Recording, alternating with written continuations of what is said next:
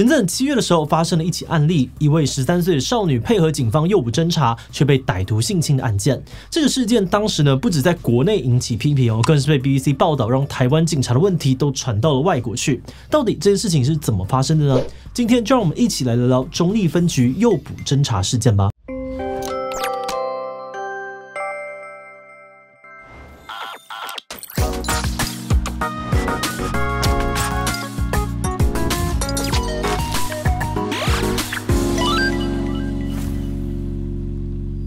Hello， 大家好，我是志奇。这个事件是发生在桃园的中立分局，警方为了要抓到一位意图跟13岁少女性交易的男子，所以跟这位少女合作，把她当作诱饵，企图把这名男子引诱出来。但是在这个诱捕的行动当中，警察却没有成功保护少女的安全，少女被歹徒开车载走，最后在歹徒的威胁之下被迫帮她口交。而这个消息一出，在媒体报道中引起轩然大波，不少的律师、检察官、退休警察等等的相关工作人员都严厉的谴责中立分局。而这种俗称钓鱼的诱捕侦查手法呢，是一种警察的办案技巧，一般会在发现嫌犯有犯罪的意图与行动时，为了取得证据，并且把嫌犯逮捕归案，而利用卧底啊、诱饵等等的方式，假装配合犯罪行动，设计引诱歹徒上钩。这样子，警察呢就可以在万全的准备之下制服罪犯，并且获取呢用来定罪的关键性证据。不过，因为执行者要跟歹徒接触伴随着不小的风险，因此通常都会有缜密的计划，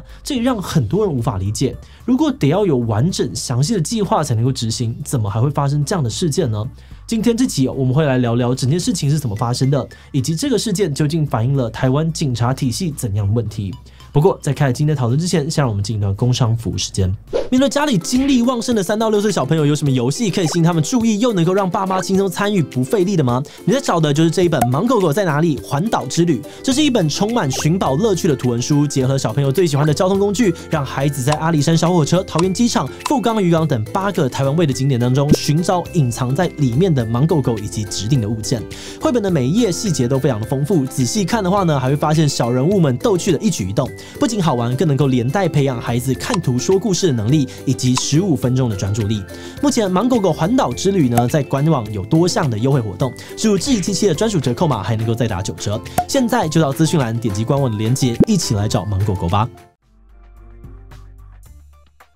首先让我们了解一下事情的经过。根据法院判决公布的资料，这个少女在交友软体上面遇到了这位张姓男子，聊天的过程当中，这位张先生曾经要求少女传裸照，而她也照做了，甚至后来他们还进一步的约好用1个小时5000元的价格一起到旅馆进行性交易。但后来少女越想越不对劲决定不去了，张先生却用裸照威胁她，说如果不遵守承诺，他就会把照片散布到网络上。这让少女非常的后悔，因此报警希望得到帮助。而警察在了解情况之后，因为单从交友软体的化名很难追查到对方，于是呢拜托少女假装同意跟张先生见面，以便捉住他，避免他把照片散播出去。少女相信警方可以解决问题，于是答应了。她跟那位张姓男子呢约定了在某天晚上11点要在一间麦当劳见面，而承办的警察呢就会躲在附近埋伏。后来张姓男子果然出现了，他们见面之后呢，张姓男子立刻要少女上他车，而少女因为害怕裸照外流，只好开门坐了上去。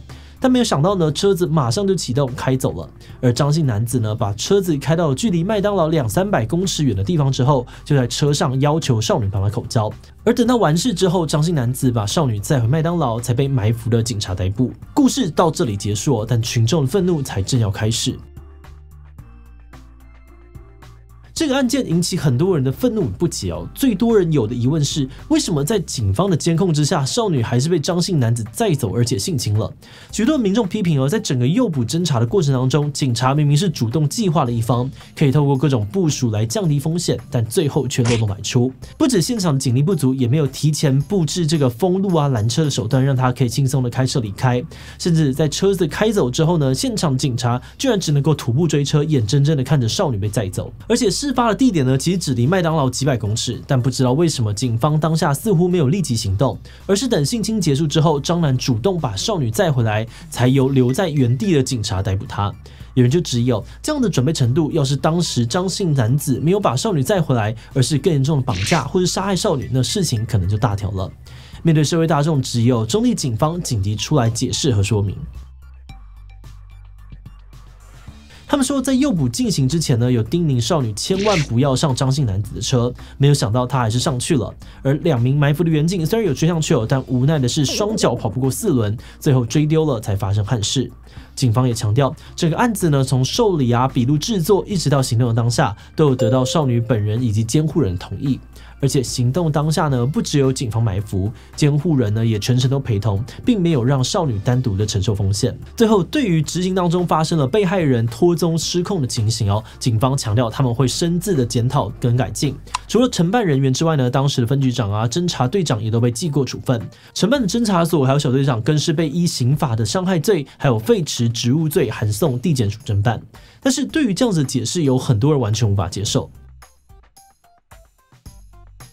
首先有专家质疑警方怎么会找一个未成年的女生当诱饵？他们认为，因为诱捕行动会近距离的接触歹徒，所以即使呢是受过训练的警察，执行诱捕任务风险很高，更何况是一个寻求保护的未成年少女。尤其这还是关于性侵的案件，应该要给予被害人或证人特别的保护。即使呢是在法庭作证的程序之中，尽管这个嫌犯呢不可能伤害到对方，法律也规定要尽量的避免被害人跟嫌犯直接接触。而另外有专家认为未成年性案件呢，应该要通报社会局。虽然从现有的资料无法确定警方有没有通报，但如果社会局知道了，按照规定呢要派人陪同，很可能就不会同意这种做法。除此之外也有曾经担任检察官的学者说，警察呢进行诱捕侦查的方式其实大有问题。